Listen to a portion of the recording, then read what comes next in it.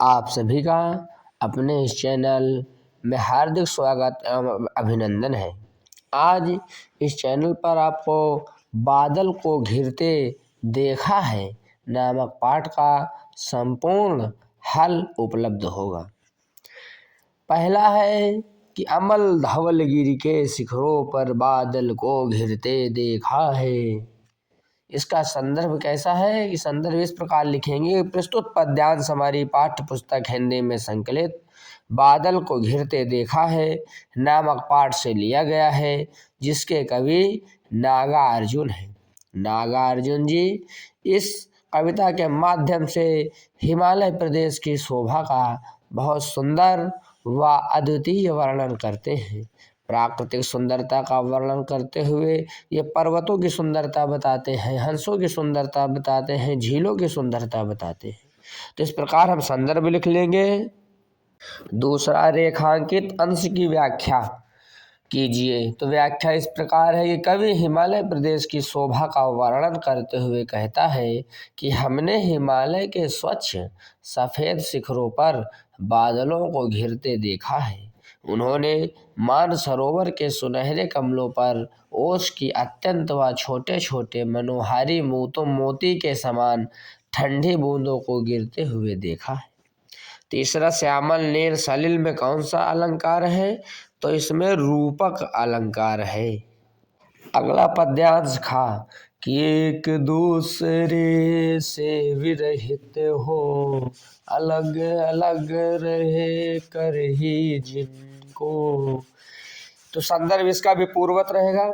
रेखांकित अंश की व्याख्या, कवि कहता है कि चकवा चकई पक्षियों का जोड़ा जो रात भर अलग रहने के अभिशाप से सूर्योदय होते ही मुक्त हो चुका है, अब वे एक बड़े तालाब के किनारे पर शैवालों की हरी घास रूपी दरी पर प्रेम क्रीड़ा कर रहे हैं।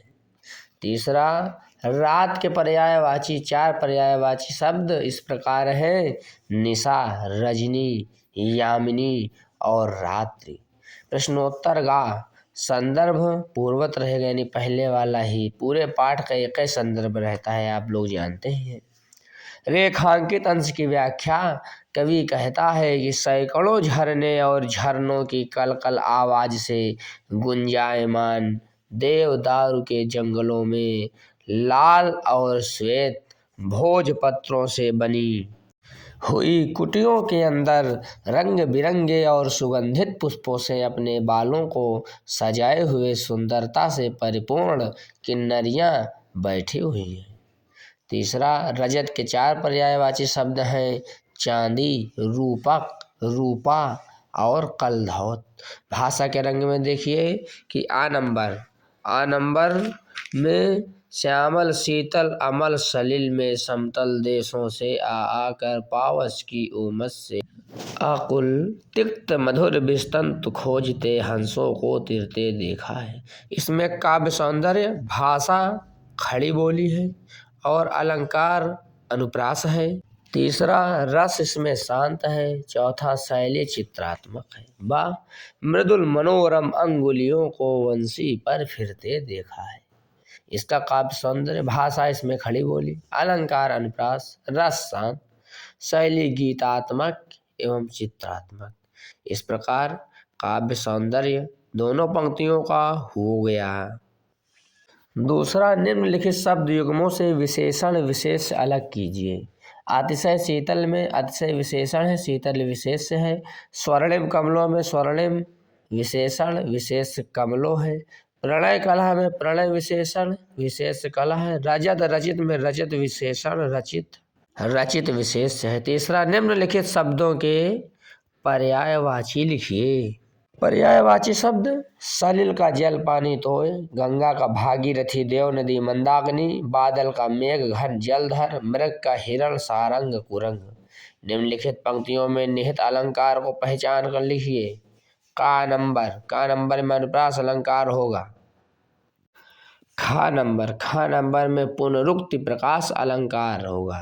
गा नंबर में अनुप्रास अलंकार होगा। इस प्रकार आपके यह पाठ का संपूर्ण हल इस वीडियो में आपको प्राप्त हुआ। आप इस चैनल को सब्सक्राइब कर लीजिए। वीडियो अच्छी लगे तो लाइक करिए, कमेंट करके बताइए, और आपका कोई क्वेश्चन हो तो कमेंट भी कर सकते हैं। शेयर कीजिए ताकि और बच्चे भी लाभान्वित हों। इसी प्रकार आप हमसे जुड़े रहिए, सब्सक्राइब कर लीजिए चैनल को। आप सभी का धन्यवाद। वन शॉट में जीवन परिचय भी दे सकते हैं। जीवन परिचय की फुल वीडियो इस चैनल पर पड़ी हुई है, लेकिन तब भी हम वन शॉट में आप रोक के लिख सकते हैं जिसको नहीं देख पाए हैं तो। और इधर साहित्यिक परिचय के पश्चात प्रमुख रचनाएं व भाषा शैली। तो इस प्रकार संपूर्ण हल हुआ। धन्यवाद।